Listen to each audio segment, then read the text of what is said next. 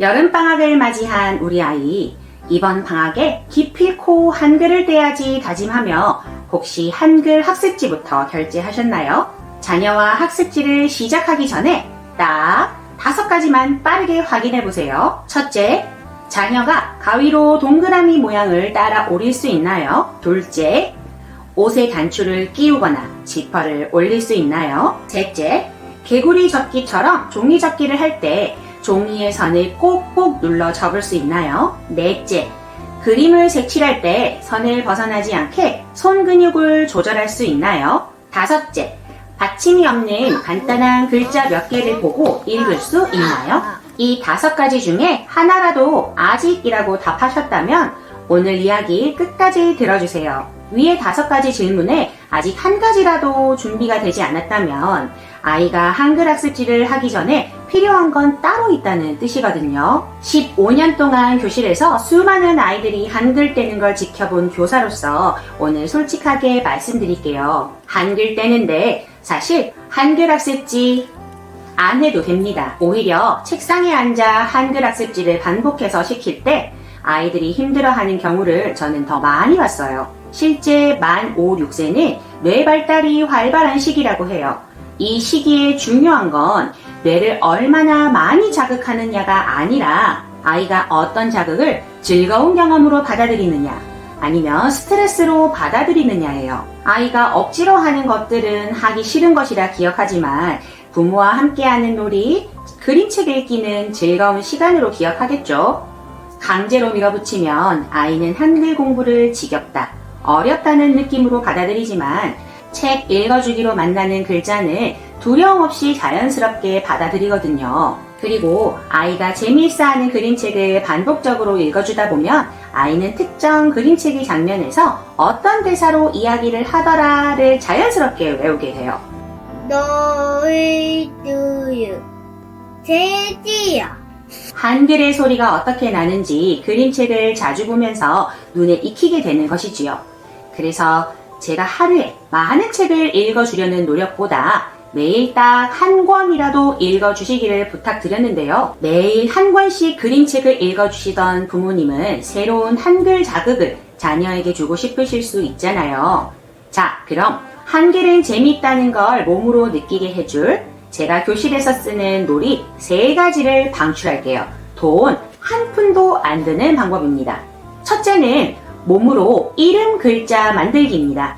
기억을 만들려고 팔다리를 굽혀보고 이응을 만들려고 언니, 오빠랑 손을 맞잡는 그 순간 글자가 머리가 아니라 몸에 새겨져요. 이 시기 아이들은 구체적 조작기에 해당하는 시기라서 내가 직접 몸으로 경험할 때 세상과 사물을 훨씬 쉽게 받아들이게 되거든요. 제가 유치원에서 친구들과 실제로 해본 활동인데요. 자음을 혼자서도 만들 수 있도록 그림책에 그림으로 친절하게 안내되어 있으니 아이와 글자를 만들고 사진을 찍고 찍은 사진을 다시 자녀와 함께 보면 아이들도 학습이라는 인식 없이 즐겁고 자연스럽게 글자를 습득하기 시작할 거예요. 둘째는 한글 놀이에 들어가기 전 손끝 힘을 먼저 확인하는 준비 운동이에요. 종이 접기, 레고 만들기, 가위로 오려 붙이기, 단추 끼우기 같은 놀이를 아이와 함께 해보세요. 소근육 발달이 미숙한 아이들은 종이를 반으로 접을 때 정확한 선을 눌러 접기 어려워하거든요. 종이 접기의 핵심은 정확한 선이에요. 레고 블록도 마찬가지고요. 어설프게 끼우거나 정확하게 꽂지 않으면 다음 단계의 만들기를 이어갈 수가 없어요. 가위질이나 단추 끼우기도 손끝에 힘을 주고 방향을 조절하는 힘이 필요한 건 똑같고요. 이런 놀이를 하다 보면 자연스럽게 아이의 소근육 발달 정도가 눈에 보여요. 아직 손끝 힘이 부족해 보인다면 한글 학습으로 바로 넘어가기보다 이 놀이들을 며칠 더 반복해서 손끝의 힘부터 길러주세요. 셋째, 집안에서 숨은 글자 찾기를 해보세요. 냉장고, 책 표지, 과자 봉지, 냉장고에서 니은을 찾아볼까 하면 아이가 보물찾기 하듯 신나서 찾아요. 그런데 이 놀이를 하려면 아이가 기본적으로 자음에 대한 이해가 있어야 할 수 있는 놀이랍니다. 이러한 이해가 없는데 한글 학습지부터 하게 된다면 당연히 아이는 한글 떼기를 공부로 받아들일 수밖에 없어요. 우리 아이가 초등학교에 입학하기 전 꼭 한글 떼기를 바라는 학부모님이 계신다면 조금만 더 살펴보면 학습지 외에도 재미있게 한글을 익힐 수 있는 놀이는 주변에 너무나 많으니까요. 꼭 실천해 보시면 좋을 것 같아요. 혹시 제가 말씀드린 것들의 공통점이 보이실까요? 아이들은 원래 놀면서 배워요. 특히 몸으로 움직이면서 배우고 거기에 한글을 살짝만 얹은 거예요.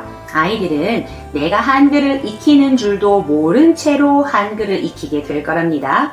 자, 이렇게 부모님이 책을 재미있게 읽어주시고 놀이를 하다 보면 어느 순간 아이가 간판이나 책 제목의 글자를 손으로 짚으며 더듬더듬 읽어보려는 시기가 올 거예요.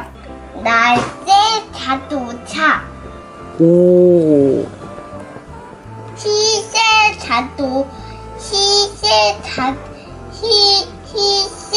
자동차. 나 혼자서도 읽을 수 있네 하는 짜릿한 성공 경험을 안겨주는 거예요. 치카 뽀구르르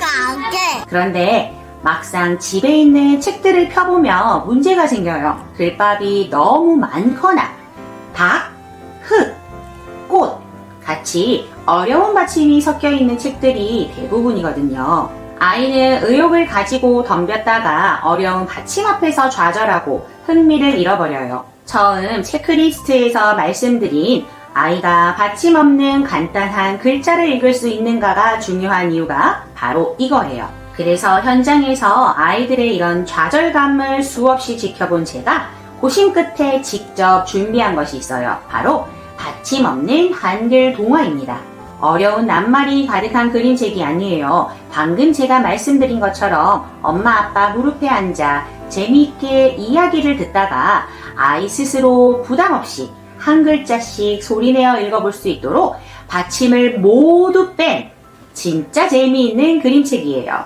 아이가 첫 읽기 독립을 시도할 때 실패와 좌절 대신 내가 한 권을 다 읽었어 라는 엄청난 자신감을 심어주기 위해 철저하게 기획했어요. 이번 여름방학 조급한 마음에 아이를 책상에 앉혀두고 다그치기보다 오늘 저녁 아이를 무릎에 앉히고 딱 한 권만 재미있게 읽어주세요. 비싼 사교육에 돈 쓰기 전에 아이에게 글자의 즐거움을 먼저 선물해 주시길 바래요. 우리 아이의 완벽한 첫 한글 독립을 도와줄 받침 없는 한글 동화에 대한 자세한 내용을 아래 고정 댓글에 남겨둘게요. 오늘의 이야기가 위로와 도움이 되셨다면 구독과 좋아요 부탁드려요.